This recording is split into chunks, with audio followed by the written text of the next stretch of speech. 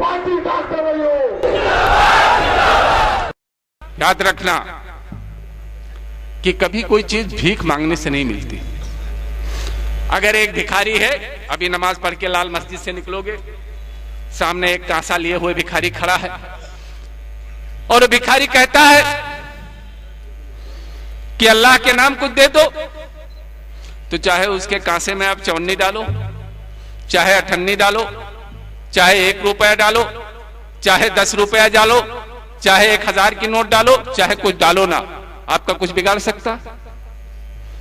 इसी तरह से 70 साल की राजनीति में हिंदुस्तान के आप सिर्फ मांगते रहे, चाहे हमारे उलमा इकराम रहे हों, चाहे हमारी संस्थाएं रही हों, चाहे हमारे लीडर रहे हों। कभी पंडित नेहरू के सामने कटोरा लेके खड़े हैं, कभी इंदिरा गांधी के सामने कटोरा लेके खड़े हैं, कभी मुलायम सिंह यादव के सामने कटोरा लेके खड़े हैं, कभी मायावती के सामने खड़े हैं कटोरा लेकर, कभी अलीगढ़ मुस्लिम यूनिवर्सिटी के मानवीय किरदार के लिए खड़े हो, कभी मुस्लिम पर्सनल लॉ एक्ट के लिए खड़े हो, सिर्फ कटोरा लिए हुए। देना है तो दे दे, ना देना हो तो ना दे।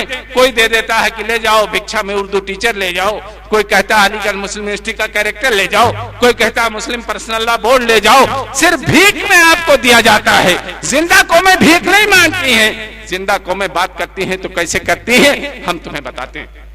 कसम खुदा की कि जो लोग कहते हैं कि पाकिस्तान चले जाओ, उन्हें इस बात का एहसास करा देना कि पीस पार्टी का झंडा लेकर डॉक्टर मन्नान और डॉक्टर अयूब इस मुल्क में खड़े हैं और वो कह रहे हैं कि हम जिना नहीं हैं, हम जिना नहीं है कि मुल्क छोड़ेंगे। अब की जो फैसला होगा वो यहीं पर होगा। अब की जो फैसला होगा, हमारे ऊपर जो आंच आएगी, अगर हमारे काबे पे आंच आएगी तो हम उसकी हिफाजत खुद करेंगे। हमारे मसाजिद पे आंच आएंगी तो हम उसकी हिफाजत खुद करेंगे। हमारे मज़ारों पे आंच आएगी तो उसकी हिफाजत हम करेंगे।